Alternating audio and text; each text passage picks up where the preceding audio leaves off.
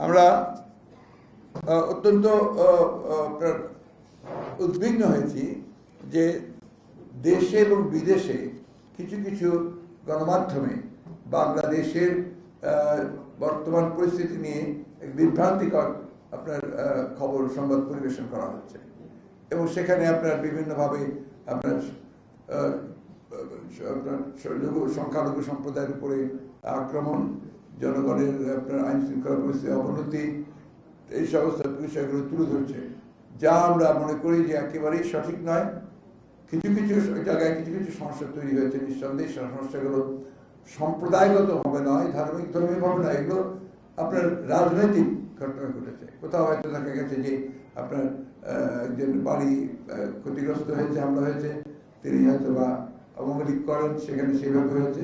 এটার সঙ্গে কোনো রাজনৈতিক দলের, বিশেষ করে আমাদেরকে জড়িয়ে একটা আপনার অপপ্রচার চালানোর চেষ্টা করা হচ্ছে।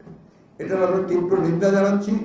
একই সঙ্গে আমরা স্পষ্টভাবে বলতে চাই যে এই ধরনের কোনো ঘটনার সঙ্গে বিএনপি তো জড়িত নয়, বাংলাদেশের কোনো সুস্থ স্বাভাবিক রাজনৈতিক দল বা ব্যক্তিও জড়িত থাকতে পারে না। এটা সম্পূর্ণভাবে একটা চক্রান্ত চলছে, যে চক্রান্তে বাংলাদেশের অর্জিত যে আমরা একটা স্বাধীনতাই বলবো নতুন করে আমরা অর্জন করছি, সেটাকে নস্যাৎ করবার একটা চক্রান্ত শুরু হয়েছে।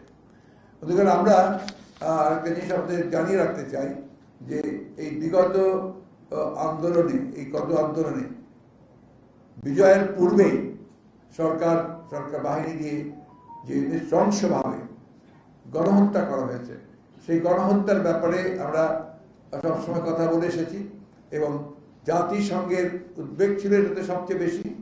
আমরা সিদ্ধান্ত নিয়েছি যে জাতিসংঘের কাছে আমরা এই বিষয়ে একটা নিরপেক্ষ তদন্ত চেয়ে আমরা চিঠি পাঠাবো।